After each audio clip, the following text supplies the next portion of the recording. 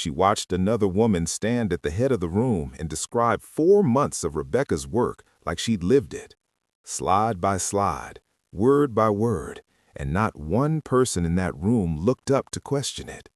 Not yet. The folder didn't get placed on the table, it got thrown. Jerry Powell didn't look at her when he did it, didn't acknowledge she was already sitting there, didn't acknowledge the 6 minutes Rebecca had been waiting alone in that conference room, the same 6 minutes she'd used to quietly straighten her copy of a presentation she'd spent a weekend building. Jerry stood at the head of the table like the room was already his, like it had always been. Angela Wilcox walked in last, regional director, coffee in one hand, phone in the other. She took her seat without looking up. Rebecca kept her hands flat on the table, flat, still, watching. This is Unfiltered Black Tales, stories where assumptions cost people everything. Rebecca Stanley had been at Crestline Solutions for 4 years, senior analyst, one promotion from a director title she'd been quietly working toward since her second week. She never made noise about it, never played politics, just delivered numbers that couldn't be argued with and solutions to problems other people walked away from. That was the problem. When you're that good and that quiet, some people start to believe the work belongs to them. Jerry Powell had been at Crestline for 11 years. He had the handshakes, the golf invitations, the corner office nobody questioned. What he didn't have, what he hadn't had in a long time, were results.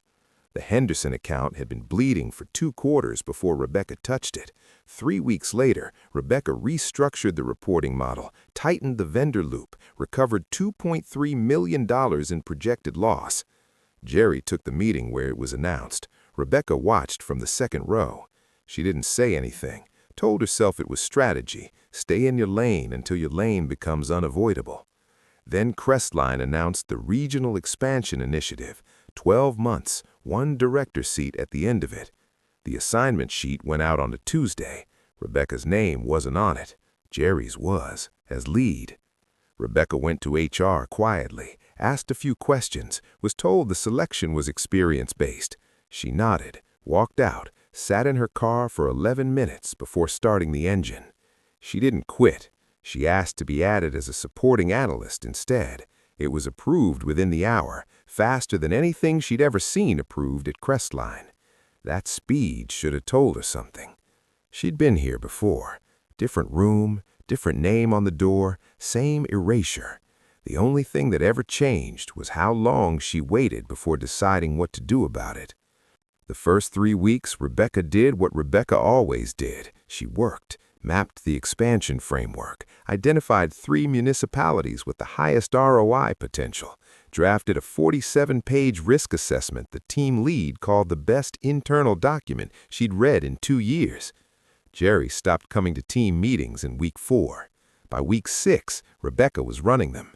Nobody acknowledged the shift. People just started emailing Rebecca first, sending questions to her, copying her on decisions. It felt like recognition. It felt like the lane finally opening. She didn't see that Jerry was letting it happen on purpose. Week 9, Angela Wilcox requested a full project update, executive conference room. Rebecca spent the weekend building the deck, 52 slides, market data, variance analysis, expansion timeline with contingency routing built for 3 different regulatory scenarios. She sent it to the team Sunday night. Monday morning, she received a calendar invite. Jerry's name was listed as presenter. Rebecca stared at her screen for a long time. She typed 3 different emails, deleted all of them. Then she walked down the hall and knocked on Jerry's open door. "You're presenting my deck." Jerry looked up, relaxed, unbothered, the way men look when they've already decided how a conversation ends. "I'm presenting the team's work. I built it. You're on the team." Silence stretched between them like something about to snap. Rebecca held his eyes for a moment longer than was comfortable. Then she walked out. In the conference room, the presentation loaded on the screen. Jerry clicked to slide 1, began talking. Rebecca listened to her own words come out of another man's mouth. She didn't move, didn't shift, didn't look around to see if anyone noticed. She already knew they didn't.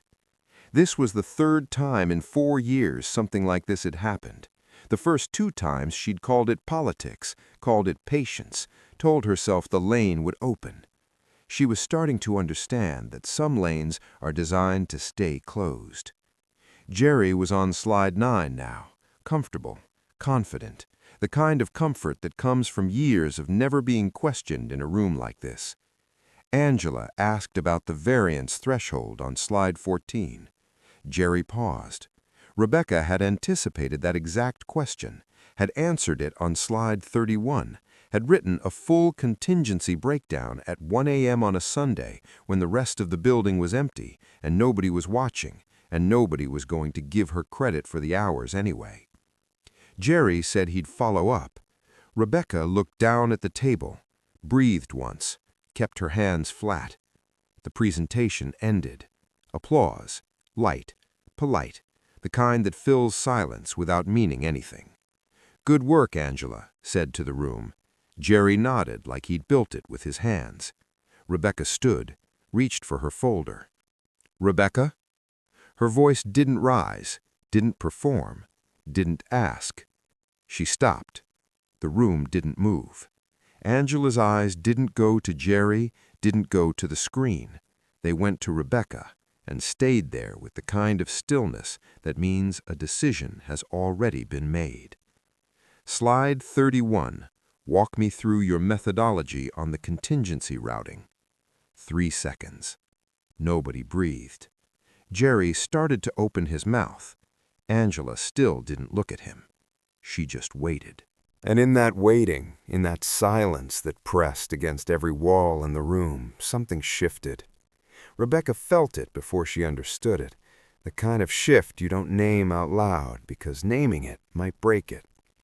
She set the folder back down, opened it, and talked. 7 minutes, no notes. Every number, every scenario, every decision point she'd wrestled with at 1 a.m. on a Sunday when nobody was watching. The contingency routing for municipal resistance, the secondary variance model, the third regulatory scenario she'd almost cut because she thought it was too detailed, then kept because the data demanded it. She talked like a woman who built something, because she had. When she finished, Angela wrote something down, closed her notebook. "Thank you," she said. "I was all. That was everything." The room cleared.